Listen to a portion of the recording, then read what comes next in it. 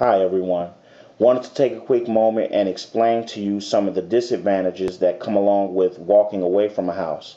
I deal with a lot of families that come to us and they want to sell their house, but they feel they don't have any options because they owe more than the house is worth.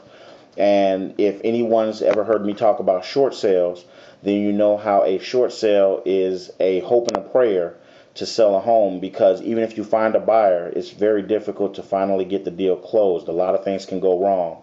So a lot of people sometimes consider walking away from a house, but I wanted to take a few minutes and explain some of the things that can happen from walking away from a house, some of the issues that you may be dealing with, or some of the things that may come up when you walk away from a house.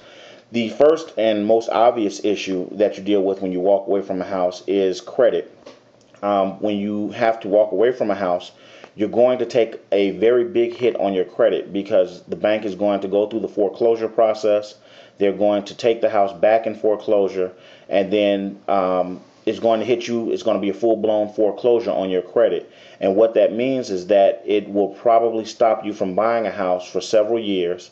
It will stop you from doing a lot of other things with your credit for several years, and you're going to pay more on your credit for everything that you do get credit for or do use credit for, like insurance and auto loans and everything else. You're going to pay more. So that's some of the obvious stuff.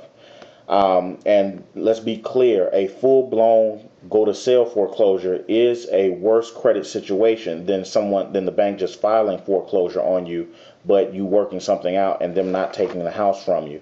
If they take the house from you in the foreclosure, then it does hurt your credit worse than if they just file the foreclosure. The second issue that you can have when walking away from a house is a tax issue. Let's say you have a house and it's worth $90,000 and you owe $100,000 on it. So you're thinking you don't have any options and you walk away from the house, and you walk away and the bank ends up selling the house when they finally take it from you and everything else. They end up selling the house for, let's say, $50,000. Well, even though they sold it for $50,000, they were still owed another $50,000 from the $100,000 that you owed on the house.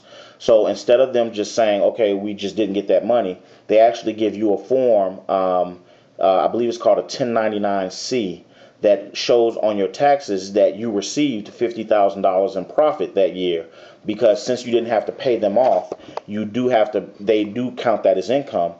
Because you didn't have to pay that debt off. So it can affect your income tax return. It can affect your tax bracket when you're filing your income taxes. So that's another issue that you would have to deal with when you just walk away from a house.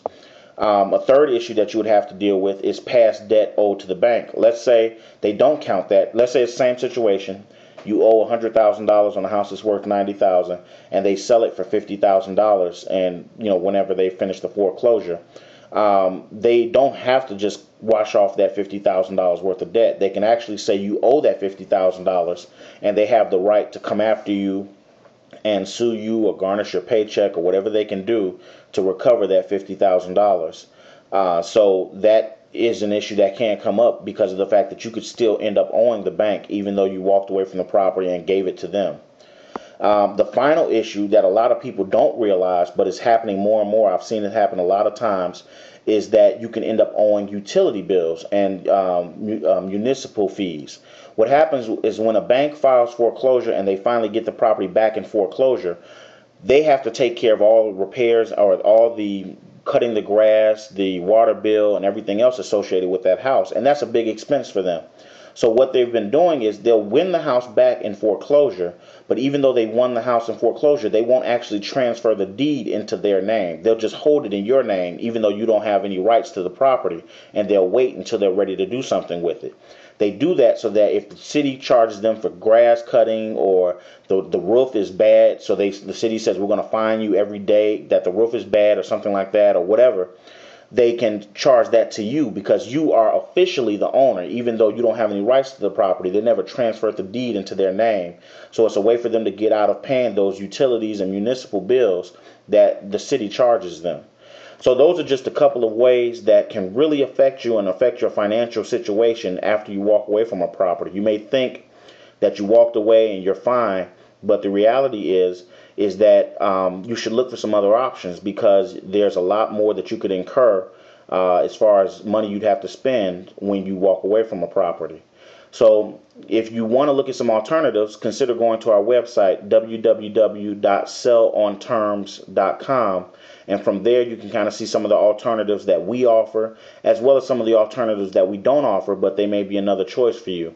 So just take it into consideration before you walk away from the house, because it could cost you a lot more than you think. Okay? Thanks and take care. Bye.